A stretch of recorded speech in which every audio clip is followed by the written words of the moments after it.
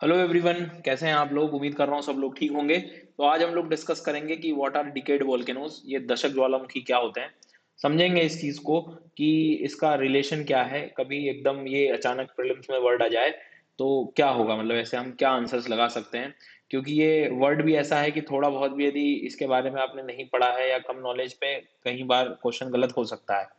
इसलिए थोड़ा सा हम लोग यहाँ पर प्रॉपर इसको डिस्कस कर लेते हैं कि व्हाट आर डिकेड वोल्केनोज। ठीक है। रिसेंटली ये न्यूज में था, इससे रिलेटेड एक ज्वालामुखी। इसलिए इस टॉपिक को हम लोग यहाँ पर पढ़ने वाले हैं। ठीक है। और इसके साथ साथ अनअकैडमी पर आप मेरी फ्री क्लासेस ले सकते हैं। ज्योग्राफी की डेली शाम को 7 बजे होती है। लिंक डिस्क्रिप्शन बॉक्स में मिल जाएगा। और 13 जून को अनअकैडमी सिविल सर्विसेज चैंपियनशिप हो रहा है, जो कि इंडिया का सबसे बड़ा स्कॉलरशिप टेस्ट होगा, जो कि टॉप एजुकेटर्स द्वारा बनाया गया है। जी हाँ। और इसमें टॉप 50 जो टॉपर्स होंगे, वो एक तरह से आप कह सकते हो कि उनको बेस्ट सीएससी मेंटर्स द्वारा जो है गाइडेंस मिलेगा। और उसके बाद में और भी ऐसे बहुत सारे स्कॉलरशिप प्राइजेस आप लोगों के लिए अवेलेबल होंगे। ये टेस्ट बिल्कुल फ्री होगा। इसकी लिंक आपको डिस्क्रिप्शन बॉक्स में मिल जाएगी, वहां से इसको आप एनरोल कर सकते हैं। और हर संडे जो होने वाला सुबह 11 बजे जो टेस्ट होता है अनअकैडमी कॉम्बैट, उसको भी आप एनरोल कर सकते हैं इस डिस्काउंट कोड SGYT10 से। और सारे सब्सक्रिप्शन भी आप इसी कोड से जो है ले सकते हैं। सबसे पहले आपको स्क्रीन पर जो है यहाँ पर एक मैप दिखाई दे रहा होगा, जिसमें आपको बहुत सारे ज्वालामुखी दिख रहे हैं। लगभग ये 16 ज्वालामुखी हैं, 16। ठीक है। 16 ज्वालामुखी जो हैं, ये ऐसी इनकी जब आप लोकेशन देखते हैं तो लोकेशन देख के आपको समझ में आएगा कि ये काफी ज्यादा जनसंख्या के जो क्षेत्र हैं, पॉपुलेटेड जो एरियाज है वहां पर हैं। अब इसमें ये जो नियरा गोंगो करके जो ज्वालामुखी, इसको देखते ही कुछ लर्नर समझ गए होंगे कि ये न्यूज में था, मतलब इसी से रिलेटेड ये डिकेड वॉल्केनो का चैप्टर है। बिल्कुल सही सुना है आपने। तो डिकेड वॉल्केनोज ऐसे वॉल्केनोज माने गए हैं जहां पर ये स्पेशली 16 वॉल्केनोज सिलेक्ट किए गए हैं। सबसे बेसिक चीज समझिए आप। और ये हाईली पॉपुलेटेड एरिया में लोकेटेड है। मतलब ये कि यदि इनमें उद्गार होता है तो नुकसान बहुत होता है।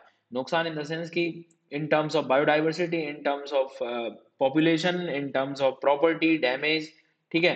तो अब ये डिकेड वॉल्केनो का कॉन्सेप्ट क्या आया है। तो डिकेड वॉल्केनो जो है, लगभग ऐसे 16 आइडेंटिफाइड वॉल्केनोज हैं। ये आइडेंटिफाई किसने किया है, तो ये जो इंटरनेशनल एसोसिएशन है वॉल्केनोलॉजी और केमिस्ट्री ऑफ अर्थ इंटीरियर, इनके द्वारा इन्होंने ऐसे ये 16 वॉल्केनोज जो हैं, एक तरह से आप ये कह सकते हो कि सिलेक्ट किए हैं, जिनमें बहुत ज्यादा डिस्ट्रक्टिव इरप्शंस होता है। ठीक है। और जो कि डेंसली पॉपुलेटेड एरियाज में ज्यादातर आपको देखने को मिलेंगे। तो याद रखना, 16 वॉल्केनोज डेंसली पॉपुलेटेड एरिया में स्थित। ठीक है। अब इसमें जनरली इनको, जब इनके बारे में जब एक बार डिसाइड कर लिया या पता लगा लिया या इनको देख लिया कि ये 16 वॉल्केनोज हैं, तो उनका रिकॉर्ड रखने में हमें बड़ी सहायता होती है। रिकॉर्ड रखने से ये फायदा होगा कि हम उसके बारे में और भी पढ़ पाएं, उसके उनके नेचर्स को समझ पाएं और लोगों तक उसकी अवेयरनेस पहुंचा पाएं, ताकि उससे होने वाले जो डैमेजेस हैं उनसे जनरली बचाया जा सके। जी हाँ। या उसके डैमेज से जो इम्पैक्ट है उसको कम किया जा सके। तो अवेयरनेस एक्टिविटीज प्रोवाइड करने के लिए इनको आइडेंटिफाई किया गया है। और इसका पीछे का जो एक मेन एम यदि आप देखोगे, तो उन वॉल्केनोज को समझना, ठीक है, बेटर अंडरस्टैंडिंग के लिए, ताकि उससे होने वाले खतरों को या उससे होने वाली जो सिवियरिटीज है उनको कम कर लिया जाए। ठीक है। अब डेकेड वॉल्केनो ये नाम क्यों आया। एग्जाम में इमेजिन करिए कि ये क्वेश्चन आएगा और मैंने ऐसा स्टेटमेंट दिया कि ये हर 10 साल में इरप्ट होते हैं। तो कभी कभी लग सकता है कि हाँ, 10 साल में इरप्ट हो सकते हैं तो प्रोबेबली इसका नाम डेकेड हो, लेकिन ऐसा कुछ भी नहीं है। ध्यान रखना, इनका नाम डेकेड वॉल्केनोज इसलिए रखा गया है, 1990s में यूनाइटेड नेशंस के द्वारा, जी हाँ, जो डिकेड मतलब स्पॉन्सर किया गया था as a international decade for natural disaster reduction. कई बार आपने देखा होगा कि यूएन ने जो है पल्सेस के लिए कोई ईयर घोषित किया है। ठीक है। ऐसे डिकेड्स भी होते हैं। तो डिकेड्स इन द सेंस कि जनरली इस डिकेड को हम लोग सिर्फ इसी पे कंसंट्रेट करेंगे कि कैसे डिजास्टर मैनेजमेंट या डिजास्टर के जो इम्पैक्ट है उसको कैसे कम किया जाए। तो 1990s के दौरान मतलब जो डिजास्टर रिडक्शन है उससे रिलेटेड एक डेकेड, एक दशक बनाया गया था। ठीक है। इसीलिए ये डेकेड आया। इसका कनेक्शन इस डेकेड वर्ड से है। ये मत समझना कि हर 10 साल में इरप्शन होता है। तो ये कुछ छोटी सी गलतियां हैं जो आपको एग्जाम में काम आएंगी। ठीक है।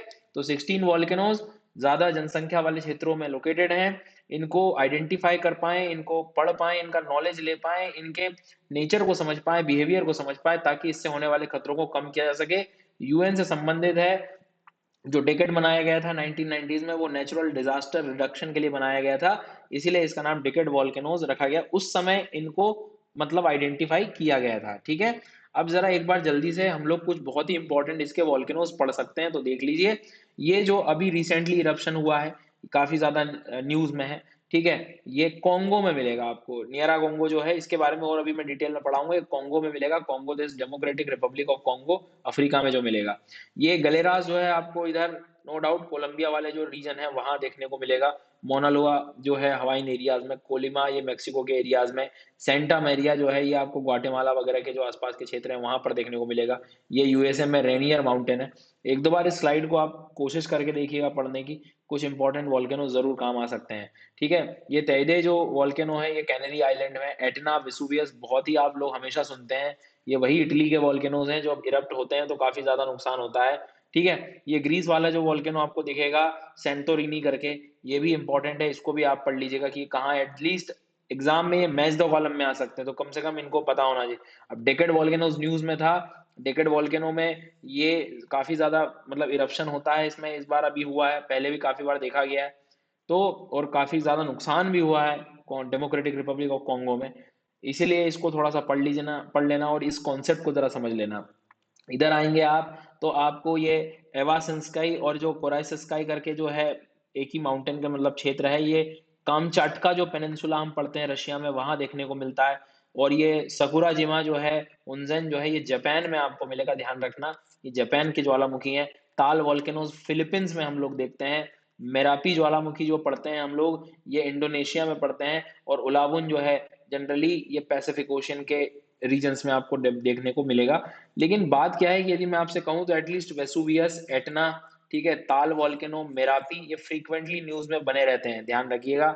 मोना लोआ, ये चार पांच ज्वालामुखी बहुत काम के हैं, ठीक है। और अब इसको पढ़ लीजिएगा, ये न्यूज में था, इसकी थोड़ी डिटेलिंग हम लोग कर लेते हैं। तो इरप्शन जो हुआ था अभी, ये जो नियरागोंगो वाला, इसको थोड़ा सा ध्यान रखें। और अब आपको डेकेड वॉल्केनोज लगभग समझ में आ गए हैं, कितने हैं टोटल, 16 है, डेंसली पॉपुलेटेड एरियाज।